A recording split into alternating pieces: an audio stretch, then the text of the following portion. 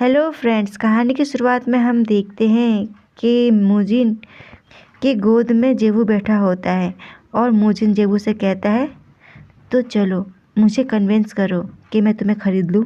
और फिर उसके लिप्स को टच करते हुए कहता है, चलो जल्दी करो। और फिर जेबू मन में कहता है, राइट, मुझे इसको कन्विंस करने की ज़रूरत है।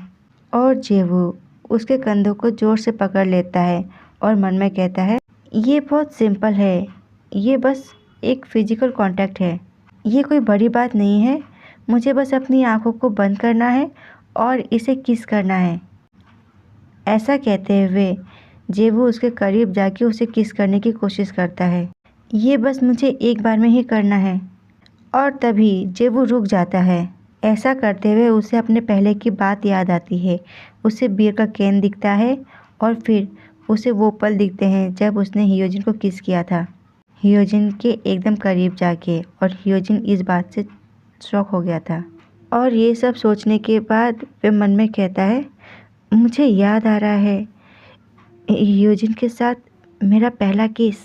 ये सब तो यानी कि मैं पहले से ही उससे पसंद करता हूँ और उससे प्यार करता हूँ। और ये सब बातें याद करने के बाद जेबू एकदम से खड़े हो जाता है और फिर मूजिन से कहता है, मैं किसी और तरीके से तुम्हें पे करूँगा। और मूजिन उसको ऐसा करते देख थोड़ा चिढ़ जाता है और चिढ़े हुए अंदाज में कहता है, और वो तुम कैसे करोगे। और फिर वह मूजिन से कहता है, मेरे पास भी पैसे हैं, तुम्हें पता है ना। और मूजिन ठंडी सांस छोड़ते हुए कहता है, मुझे डाउट है कि वो काफ़ी नहीं है।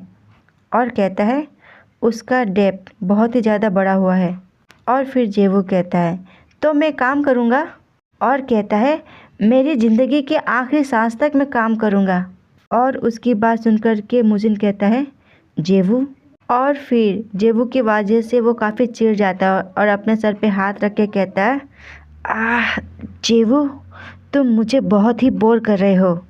और जेबू को देख के कहता है, तुमने मुझे बहुत ही बोर कर दिया है और ये बात मुझे गुस्सा दिलाने लगी है। और खड़ा होके कहता है, मुझे डर है कि मैं तुम्हारा प्रस्ताव स्वीकार नहीं कर पाऊँगा। और आगे बढ़ते हुए कहता है, मेरे पास अब तुमसे बात करने के लिए कुछ भी नहीं है, इसीलिए चले जाओ यहाँ से। और जेबू अपने फेस को टर्न करके कहता है, अभी तक मेरी बात पूरी नहीं हुई है। मुझे तुमसे कहना है कि हियोजिन को जाने दो और मैं उसका कर्ज चुका दूंगा, मैं कसम खाता हूँ। और मूजिन चिढ़ते हुए उससे कहता है, इनफ। ऐसा वह गुस्से में उसे देख के कह रहा होता है और फिर जोर से उसे पकड़ता है जिससे कि जेबू को तकलीफ होती है। कहता है, आह। और फिर उसे बाहर की तरफ धक्का दे देता है जिससे कि जेबू कहता है, रुको, अभी मेरी बात पूरी नहीं हुई है, मुझे तुमसे और बात करनी है। पर मूजिन उसकी बात नहीं सुनता और दरवाज़ा बंद कर देता है उसके सामने, डम। और जेबू चिल्लाते हुए कहता है, मूजिन, मिस्टर चॉय मूजिन। और फिर अंदर मूजिन गुस्से में अपने हाथ को क्लेंच करता है। आखिर मैं क्या करूं जिससे कि मैं उसे अपना बना पाऊं। क्या मुझे उसे अपना बनाने के लिए हमेशा की तरह ज़बरदस्ती ही करनी होगी। और फिर कहता है, नहीं, अगर मैंने ऐसा किया तो फिर वे मुझसे अलग तरीके का व्यवहार करना शुरू कर देगा। फिर उसकी आंखों में वे चमक नहीं रहेगी, वे कमज़ोर और हताश हो जाएगा। और मैं उसको इस तरीके से नहीं देख सकता, मैं उसका अंत ऐसे नहीं देख सकता। तो क्या फिर मुझे और इंतज़ार करना होगा। ये खुद ही से ही नर्क में गिरने की कोशिश कर रहा है और अब मुझे ये सुनिश्चित करना होगा कि सीओ जेबू फ़िलहाल मेरे ऑफिस के आसपास भी न भटके। और फिर कोई कहता है, गाइस, हमें एक नया सदस्य मिल गया है। वैसे भी काफ़ी समय हो गया था और हमारे ग्रुप में कोई नया इंसान नहीं आया था। और चलो मिलो इनसे। इसका नाम जहाँ तक मुझे लगता है हियोजिन। हाँ। और हियोजिन चुपचाप बस उनकी ये बातें को सुन रहा होता है। और फिर वो लोग हियोजिन को देख के कहते हैं, सुंदर चेहरा और सुंदर चेहरे वाले के लिए सुंदर सा नाम। और कहते हैं, अब जब हमारा नौसिखिया यहाँ है तो फिर चलो काम पे जाने का समय हो गया है। फिर कोई कहता है, क्या सीओ ली का कोई बेटा भी है। फिर हियोजिन मूजिन से अपने साथ की हुई बातों को सोचता है। हियोजिन झुकते हुए मूजिन से कहता है, प्लीज़ अब इसमें जेबू को शामिल मत करना। और कहता है, मैं तुमसे विनती करता हूँ, प्लीज़ तुम जो कहोगे मैं वही करूँगा। और कहता है चाहे वो कुछ भी हो पर मैं वो करूँगा। और मोजिन बड़े ही आराम से उसे बस देख रहा होता है। और फिर हियोजिन मोजिन से कहता है अगर तुमने जेबू को इन सब में ज़बरदस्ती शामिल किया तो। तिरछी निगाहों से देख करके कहता है फिर मैं तुम्हें नहीं छोड़ूंगा। हियोजिन की बात सुनकर के मोजिन उससे बहुत चिढ़ जाता है। वो कहता है हाँ, ओह हाँ, तो तुम इसके बारे में क्या करने जा रहे हो? हाँ, तो ज़रा बताओगे मुझे, अगर मैंने ऐसा किया तो तुम क्या कर लोगे? और उसकी बात सुनकर के हियोजिन अपने मुंह को जोर से जकड़ लेता है। और मोजिन कहता है लेकिन ठीक है, जब तक तुम ये सब चीज़ अकेले सहन कर पा रहे हो तब तक मैं उसे अकेला छोड़ दूंगा। और फिर हियोजिन मन में कहता है ये सही है, कुछ भी नहीं बदला है और ये सब बोझ मुझे अकेले ही उठाना है। फिर एक इंसान हियोजिन को चिल्लाते हुए कहता है हे नौसिखिया, इधर चलो साथ में। और फिर हियोजिन उसके तरफ आते हुए कहता है जी सर।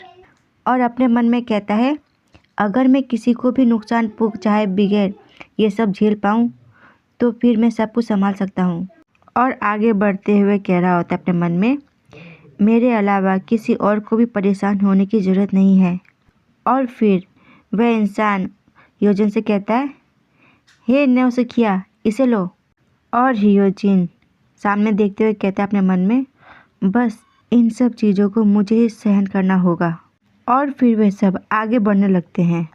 दिन का समय होता है और हमें मोजिन की बिल्डिंग को दिखाया जाता है। और मोजिन हियोजिन के बायोडेटा को देख करके कह रहा होता है हियोजिन खुद को नुकसान पहुंचा रहा है और खुद को भूखा मारना चाह रहा है। और उसकी बात सुनकर के डेसुंग उसे कहता है जी सर, वो बस उतना ही खाता है जितने में वो चल सके। और फिर मोजिन कहता है ऐसा लग रहा था जैसे कि वह अंत तक इस मामले को देखने के लिए दृढ़ संकल्पी है, लेकिन मुझे लगता है कि यह सब सिर्फ बातें ही थी। और फिर मोजिन डेसुंग से कहता है तो सीओ जेबू के बारे में क्या बात है? क्योंकि हम उसे इस बिल्डिंग के आसपास भी नहीं आने दे रहे हैं, इस वजह से वो कहीं और गया हुआ है। और फिर मोजिन कहता है कहाँ पे? और फिर डेंसो कहता है योरम कंस्ट्रक्शन में, मैंने सुना है कि वो काफ़ी जिद्दी है। और फिर मोजिन कहता है योरम कंस्ट्रक्शन, और कहता है क्या ये वह यून जियोन से मदद लेने की कोशिश कर रहा है? और फिर मोजिन कहता है सीईओ जेबू शायद थोड़ा बेवकूफ़ है, लेकिन वे इतना मूर्ख नहीं है कि वो कर्ज चुकाने के लिए पैसे उधार लेगा। मुझे खुद ही इस बात की गहराई तक जाना होगा। ऐसे कहकर के मोजिन खड़ा हो जाता है।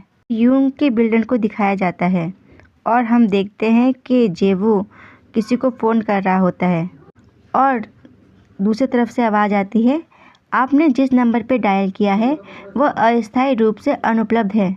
और जेबू फ़ोन देख करके कहता है आखिर वे फ़ोन क्यों नहीं उठा रहा? क्या वे ऑफिस नहीं आता क्योंकि वे डायरेक्टर है?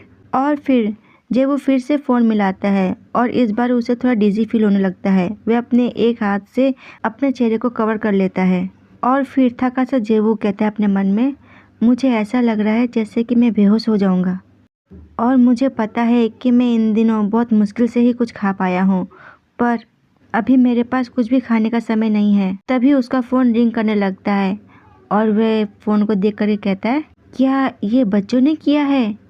और नाम देख कर के वो खुश हो जाता है और वह कहता है मिस्टर यून। और जल्दी से वो फ़ोन पे बात करते हुए कहता है मिस्टर यून, प्लीज़ प्लीज़ मेरी मदद कीजिए सर।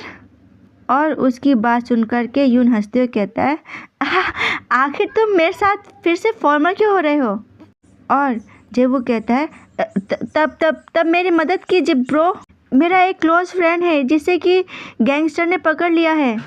और यून उससे कहता है ओह, तुम्हारा मतलब है कि हियोजिन से मुझे लग रहा है कि तुमने गलत शब्द कहे हैं। वे लोग उसे ज़बरदस्ती नहीं ले गए हैं, वो अपनी इच्छा से उनके साथ गया हुआ है। और उसकी बात सुनकर के जेबू शॉक हो जाता है। वो कहता है मन में आखिर जियोन को हियोजिन के बारे में ये सब कैसे पता चला? और कहता है मन में ही क्या ऐसा हो सकता है? क्या इन सब चीज़ों के पीछे तुम थे?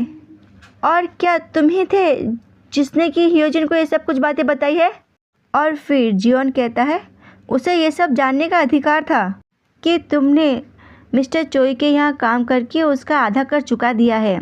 और उसकी बात सुनकर के जेवू को काफ़ी गुस्सा आता है और जेवू गुस्से में कहता है आखिर तुम ऐसा कैसे कर सकते हो। और उसकी बात सुनकर के जियोन कहता है ईमानदारी से कहूँ तो मेरे मन में उसके लिए कोई शिकायत नहीं है, और भला उसे परेशान करने से मुझे क्या मिलेगा। और कहता है ऐसा इसलिए हुआ है क्योंकि तुम मेरे लिए बहुत ही इम्पोर्टेंट हो। और कहता है क्योंकि तुम और मैं दोस्त हैं। जिसे सुनकर के जेवू कहता है हाँ, और मन में कहता है फिर से वही बकवास। मैं सचमुच इस आदमी को समझ नहीं पा रहा हूँ। आखिर वो ये सब क्यों कर रहा है। फिर जेवू योन से कहता है आखिर तुम क्या चाहते हो। और योन उससे कहता है ये बात तुम खुद याद करने की कोशिश करो, तुम्हारे पहले की यादें। और फिर योन कहता है एक बार जब तुम्हें सब कुछ याद आ जाएगा और उसके बाद ही मैं हियोजिन को भी वहाँ से बाहर निकाल दूँगा। और फिर वे जेवू से कहता है ओह हाँ, तो मैं तुम्हें बता दूँ कि वो एक नौसिखिया गैंगस्टर बन गया है जो कि लोगों को मारता पीटता है और उन्हें अच्छे से तोड़ता है, और इसके कारण वे खुद भी निराशा में डूबता जा रहा है। और यून की ये सब बातें सुनकर के जेवू को गुस्सा आता है और वे चिल्लाते हुए कहता है मैंने तुमसे पूछा कि तुम आखिर मुझसे क्या चाहते हो। और फिर यून उससे कहता है मैंने अभी तो बताया, मैं तुम्हारी यादों को ताज़ा करना चाहता हूँ, तुम्हारी खुद की सच्ची यादों को। और उसकी बात सुनकर के जेवू कहता है मेरी सच्ची यादें। और कहता है तुम। और यून उससे कहता है तुम इस दुनिया से नहीं हो, है ना। और इसी के साथ ये पाठ समाप्त होता है। धन्यवाद।